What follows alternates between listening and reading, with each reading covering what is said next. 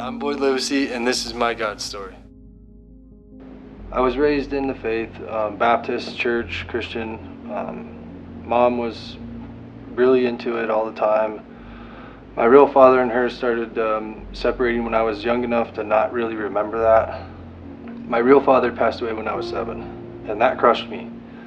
I actually turned on God and told him I hated him, and how could he do that to me? And I was so lost and I didn't understand. I had no idea why or how God could do that to a child at my age. I loved my dad so much. I got into drugs really bad with some dirty biker gangs. I saw stuff that probably will haunt me forever. I can't take it back or edit any of it, but I'm glad it happened because it's brought me where I am now. I never really seemed to enjoy what was happening to my life. The lying,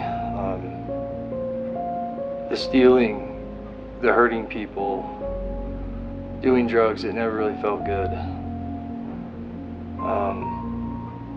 Things changed. I got older, moved to California, went to jail for some stuff. So I got involved with a girl, instantly had a kid, didn't really want it. The kid slowed me down, but my wife was incompatible, and ultimately that led to not working out. Got a divorce and met the love of my life, Megan. Came out here and started really making changes. Somebody brought me to church, great place, was taken right in. Started to believe, I gave myself to Jesus, everything was going good. My relationship was getting better. My kids were getting better. I had another baby with my wife. The church that I was going to fell apart. Caught the pastor's wife cheating on him Christmas morning, which was devastating. And that tore us all apart. The church crumbled, the pastor left, and I went right back to drinking.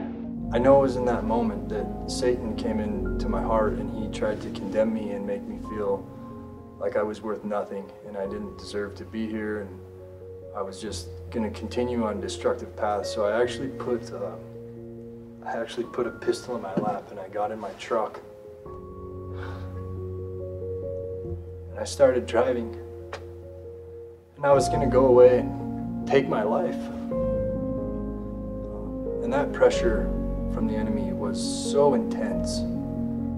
So intense, it was so dark, I couldn't even see. I couldn't think. I had no feelings. I was just sad. Even in all that, all my decisions in that moment, Jesus never left me. He told me, call Daniel, and I called Daniel. And I came back to the church. Pastor Daniel really helped move me, and he, put me in a good place mentally. I was saved 100%. I knew there was no turning back from that point. I knew I had to do things differently, and it's been one thing at a time. And one day I stumbled in here to Daniel's church, and I was still back and forth, and I was pretty ticked off, to be honest. I was pretty ticked off at God. The good thing is that I had somebody to be ticked off, and I always say to people that are like, oh, well, God's a jerk, God do this, God do that, and God's not real. But if he's not real, then who is there to be mad at? Who are you talking to?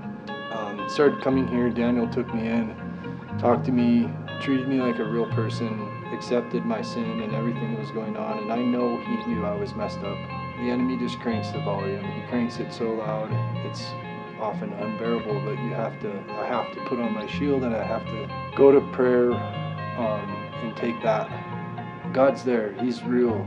Jesus lived, he died for us, and that's magnificent. And Jesus did die. It is finished. It's all for us, and I want to share that. I want to spread that. I want to do more for God. I want to be more like Jesus.